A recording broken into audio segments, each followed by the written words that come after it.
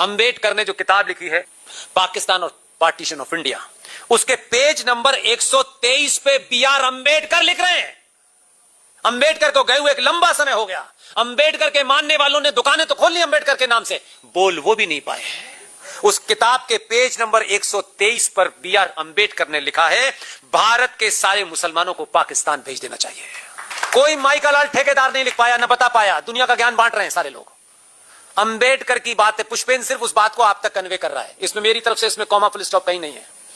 अंबेडकर ने कहा है, उन्होंने कहा कि जब भारत का विभाजन मजहब के नाम पर हुआ है तो यह विभाजन तब तक अधूरा है जब तक भारत की भूमि पे एक भी मुसलमान बचता है। ये अंबेडकर लिख के गए हैं। उन्हीं अंबेडकर ने पेज नंबर 125 पर लिखा है, मुसलमान भारत में रहेंगे तो यहां कभी भी सांप्रदायिक शांति नहीं हो सकती। अंबेडकर ने लिखा है। मैं इसलिए पेज नंबर भी लाया हूं, मुझे मालूम है कि सनातनियों के पास बहुत टाइम नहीं है। अंबेडकर आगे लिखते हैं पेज नंबर 297, मुसलमान भारत के खिलाफ जिहाद छेड़ सकते हैं। कश्मीर में जिहाद, बंगाल में जिहाद, कहां जिहाद नहीं हो रहा, कहां जिहाद नहीं हो रहा। फिर आगे लिखते हैं पेज नंबर 303 पे लिखते हैं, मुसलमान कभी भी हिंदुओं की सरकार स्वीकार नहीं करेंगे।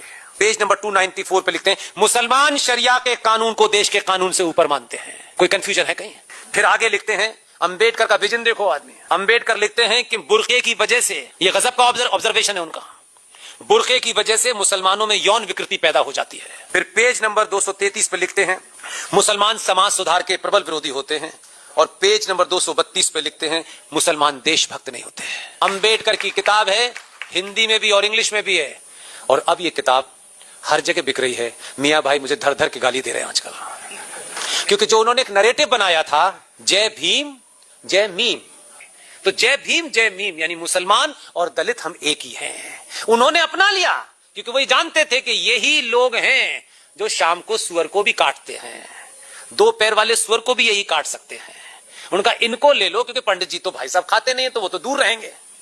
इनको साथ ले लो तो इस नरेटिव से कि देखो जितना हमारे साथ इन्होंने किया है ये तुम्हारे साथ भी कर रहे हैं, हम तुम्हारे भाई हैं।